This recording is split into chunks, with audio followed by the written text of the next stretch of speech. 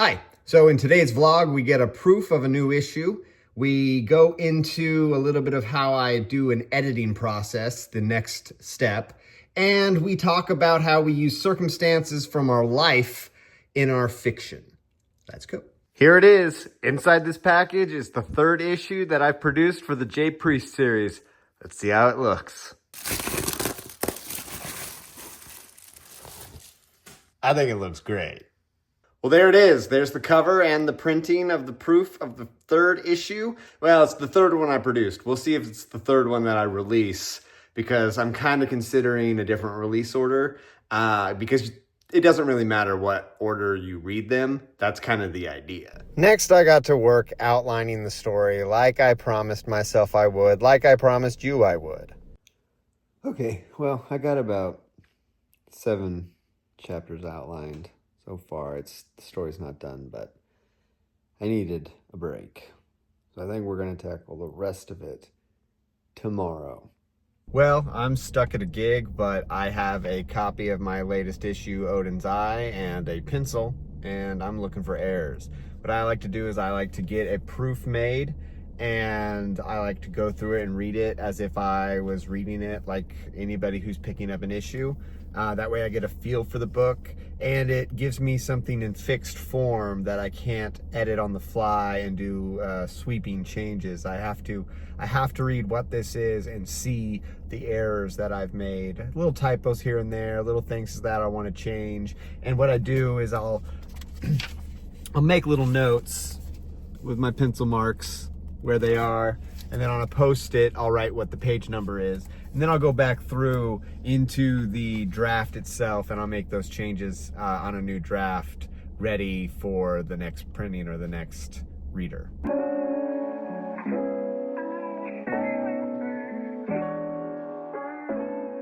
Okay, so I finished the proof and I found about 17 errors. So we will go into the computer later and start a new draft, or copy and save a copy of the draft and make a new one, and make those changes so that I can get it to the next person who's gonna read it before I send it out to the world.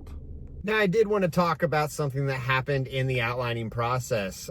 Just like working with the research was unlocking some new ideas, and just rewriting the story synopsis in a few different ways was unlocking new ideas. As I was moving through my outline and deciding where my characters were and what they were doing, I uncovered something that actually came from something that happened to me this last week.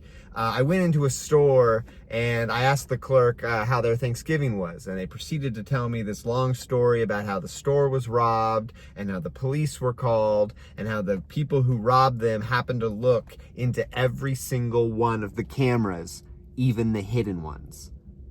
And she went on for several minutes, and I was now stuck in this conversation for a while, and she gave me full details. Now, anyone could just brush off those details and not use them any other point in their life, besides maybe telling someone a story about how someone told them a story, which that's not very interesting.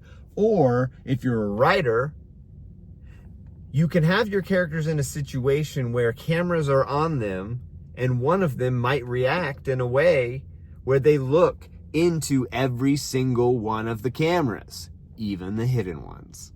So that's what I did, is I was able to use that little bit from life and interject it into my story for a nice little comedic element. It's not a major element, but it is at least some little tidbit that I was able to bring from reality into my fiction.